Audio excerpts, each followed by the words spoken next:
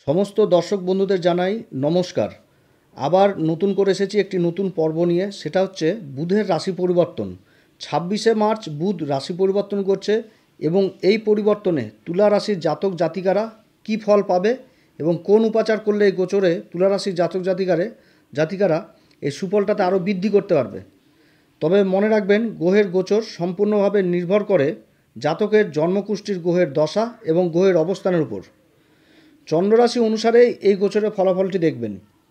যে সমস্ত তুলারাশির জাতক জাতিকাদের বর্তমানে বুধের দশা কিংবা বুধের অন্তর্দশা চলছে, তাদের জন্য কিন্তু আজকের আলোচনাটা প্রচণ্ড গুরুত্বপূর্ণ হতে যাচ্ছে।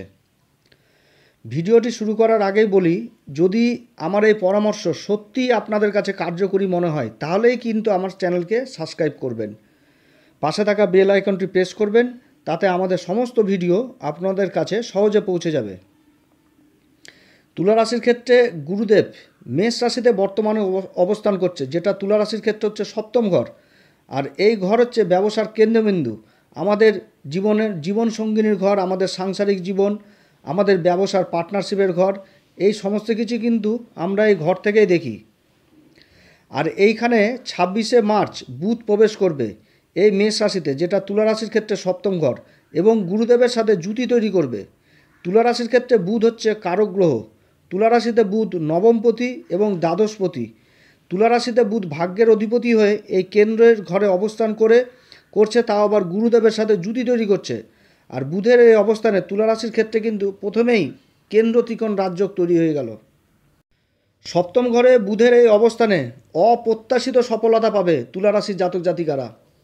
যদি তুলা রাশির জাতক জাতিকাদের জন্মকুষ্ঠিতে বুধের অবস্থান সঠিক থাকে, তাহলে কিন্তু ভালো সফলতার সময় এই বুধের পরিবর্তন তুলা রাশির জাতক জাতিকাদের জন্য। বুধের এই গোচর 26শে মার্চ থেকে 31শে মে পর্যন্ত চলবে, এবং 26শে মার্চ যখন মেষ রাশিতে প্রবেশ করবে, তখন কিন্তু কেতুর নক্ষত্র অশ্বিনী নক্ষত্রে কিন্তু বুধ অবস্থান করবে।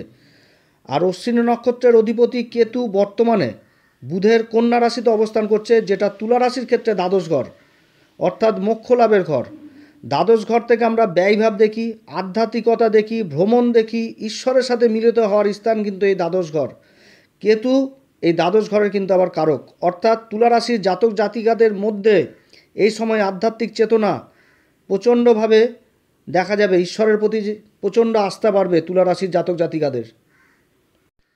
আবার এপ্রিলের 2 তারিখে বুধ কিন্তু বক্রী হবে এবং 9 এপ্রিল মীন রাশিতেই ফিরে আসবে। তখন কিন্তু নিজের নক্ষত্রই থাকবে রেবতী নক্ষত্র, এবং তার সাথে 25শে এপ্রিল বুধ আবার মার্গী হবে, এবং 10ই মে বুধ আবার মেষ রাশিতে প্রবেশ করবে, সেই অশ্বিনী নক্ষত্রেই আবার কিন্তু ফিরে আসবে, যেটা কেতুর নক্ষত্র। 21শে মে ভরণী নক্ষত্র প্রবেশ করবে, যেটা শুক্রদেবের নক্ষত্র। আর শুক্রদেব হচ্ছে বুধের কিন্তু পরম মিত্র।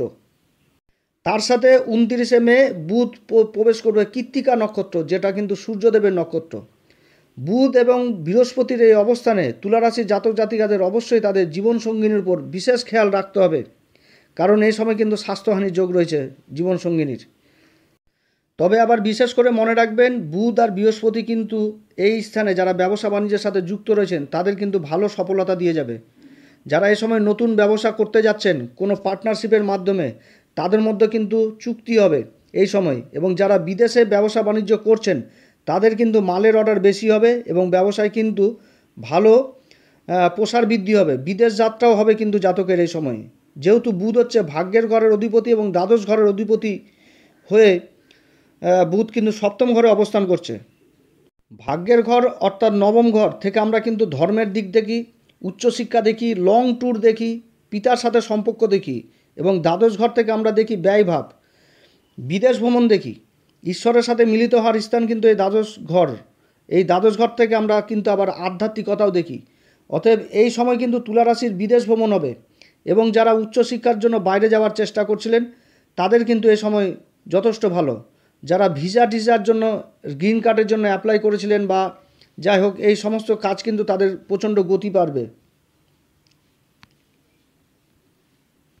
এই সময় ছোট ভাই বোনদের সাথেও কিন্তু আপনার সম্পর্ক যথেষ্ট ভালো হবে, এবং তাদের কাছ থেকেও কিন্তু যথারীতি সাহায্যও পাবেন।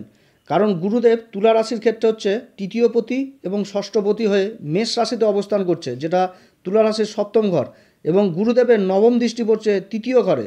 গুরুদেবের দৃষ্টিতে অমৃত রয়েছে।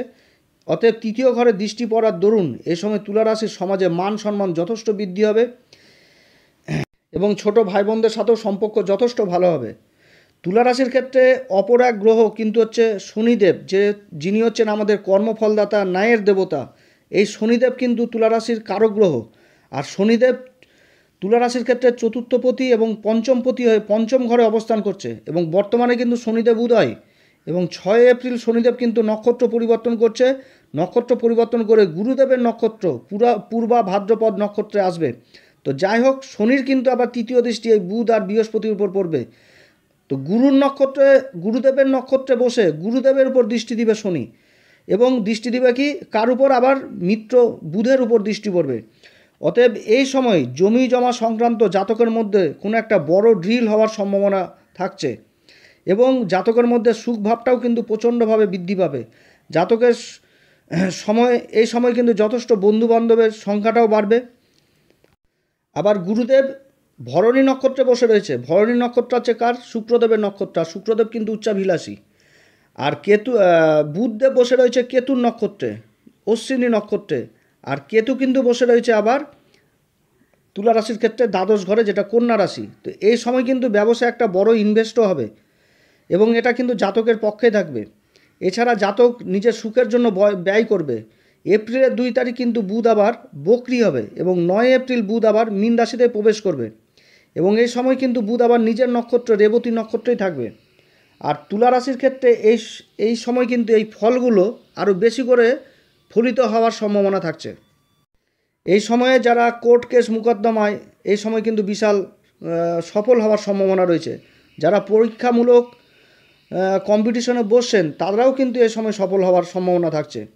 এরপরে 25 এপ্রিল বুধদেব মার্গী হবেন এবং 10ই মে আবার বুধদেব কিন্তু কেতুর নক্ষত্র অশ্বিনীতে প্রবেশ করবে, যেটা হচ্ছে মেষ রাশিতে চলে আসবে আবার কিন্তু।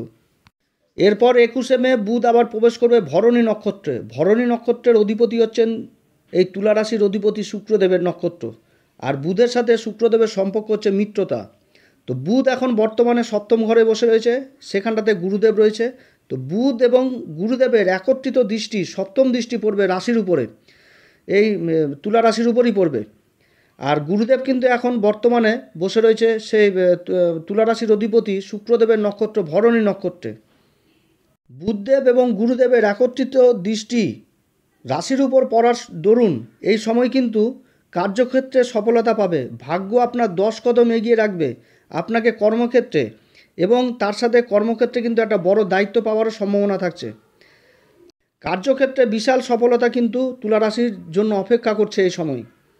তবে এটাও কিন্তু মনে রাখতে হবে যে তুলা রাশির ক্ষেত্রে কিন্তু শুক্রদেব হচ্ছেন রাশির অধিপতি, আবার অষ্টম ঘরের অধিপতি। অতএব এই সময় কিন্তু নিজের শরীর স্বাস্থ্যের উপর যথেষ্ট খেয়ালও রাখতে হবে, কারণ এই সময় আপনি কাজ করতে বসে শুধু কাজই করে গেলেন, নিজের শরীরের দিকে খেয়াল রাখলেন না, তাহলে কিন্তু অসুখ বিসুখে আপনাকে ভুগতে হবে। এরপরে বুধদেব 29 মে সূর্যদেবের নক্ষত্র কৃত্তিকাতে প্রবেশ করবে। আর কৃত্তিকা নক্ষত্রে যখন প্রবেশ করবে সূর্যদেব কিন্তু এই তুলা রাশির ক্ষেত্রে হচ্ছে একাদশ ঘর, অর্থাৎ লাভের ঘরের অধিপতি। আর বুধ যখন এই কৃত্তিকা নক্ষত্রে প্রবেশ করবে তখন কিন্তু তুলা রাশির জন্য যথেষ্ট ভালো সময় হবে, কারণ শনিদেব নক্ষত্র পরিবর্তন করে পূর্বা ভাদ্রপদে অবস্থান করছে, গুরুদেব সপ্তম ঘরে অবস্থান করছে এবং গুরুদেব ভরণী নক্ষত্র শুক্রদেবের নক্ষত্র অবস্থান করছে। তাহলে কি হচ্ছে যে শনিদেবের সপ্তম দৃষ্টি লাভের ঘরে পড়ছে, আবার গুরুদেবের পঞ্চম দৃষ্টি ওই লাভের ঘরে পড়ছে, আর বুধদেব সূর্যদেবের নক্ষত্রে বসে রাশির অধিপতিকে দেখছে। তাহলে কি হবে এর পরিণামে সরকারি কাজে যারা যুক্ত রয়েছেন তাদের সরকারি কাজে সফলতা পাবেন। সরকারি বড় অফিসারের সাথে সম্পর্ক যথেষ্ট ভালো হবে। সরকারি কোনো দায়িত্বও পেতে পারেন কিংবা কোনো বড় ড্রিল হওয়ার সম্ভাবনা রয়েছে বা চুক্তিপত্র হওয়ার সম্ভাবনা রয়েছে, তাতে কিন্তু জাতকের যথেষ্ট লাভ হবে। এছাড়া যারা ব্যবসা বাণিজ্যের সাথে যুক্ত রয়েছেন তাদের আমদানিও যথেষ্ট ভালো হবে, লাভ যথেষ্ট পরিমাণ হবে, ইনকামের একাধিক স্রোত তৈরি হবে। অর্থাৎ এই সময় তুলা রাশির জাতক জাতিকাদের সব দিক থেকেই ভালো মনে করা হচ্ছে। অতএব বুধের গোচর কিন্তু তুলা রাশির জন্য যথেষ্ট ভালো হতে যাচ্ছে। এবার বলবো যে এই গোচরের সুফল কিভাবে বৃদ্ধি করবেন, বা যাদের বুধ খারাপ অবস্থায় রয়েছেন তাদেরকে সঠিক মানে বুধকে সঠিক করতে গেলে কোন উপায়টা করবেন?